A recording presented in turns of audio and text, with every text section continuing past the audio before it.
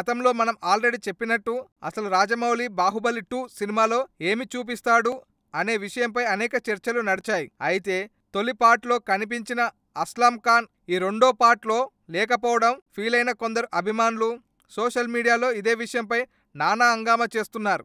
ఇక ఇప్పుడు బల్లాల దేవుని గురించి కూడా సేమ్ టు సేమ్ ఇటువంటి డిస్కషనే నడుస్తుంది. తొలి భాగంలో బల్లాల దేవ కొడుకు యువరాజుగా అడివిశేష్ కనిపించాడు. అయితే ఇంటర్వెల్ తర్వాత వచ్చే సీన్లో శివుడి క్యారెక్టర్లో అతడి తల నరికేస్తాడు. ఇప్పుడు రెండో భాగంలో అదే తల పట్టుకొని దండయాత్రకు వస్తారు.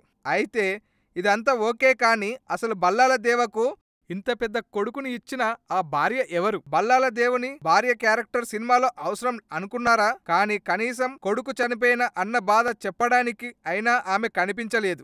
ఎంతసేపు నువ్వు బాహుబలితో 1 సంవత్సరం ఉంటే నాతో 20 సంవత్సరాలు మహిష్మతిలో బందీగా ఉన్నావు అంటూ బల్లాలదేవ్ పంచులు వేయడమే కానీ ఇంతకి తన భార్యతో ఎప్పుడు మాట్లాడా? ఈ విధంగా ఇప్పుడు చర్చలు జరుగుతున్నాయి. మరి రాజమౌళి దీనిపై ఎలా రియాక్ట్ అవుతాడో చూడాలి. ఈ వీడియో మీకు నచ్చినట్లయితే సబ్స్క్రైబ్ చేయండి. ఫిలిమి స్టార్స్ బోలెడంత న్యూస్ బోల్డ్గా.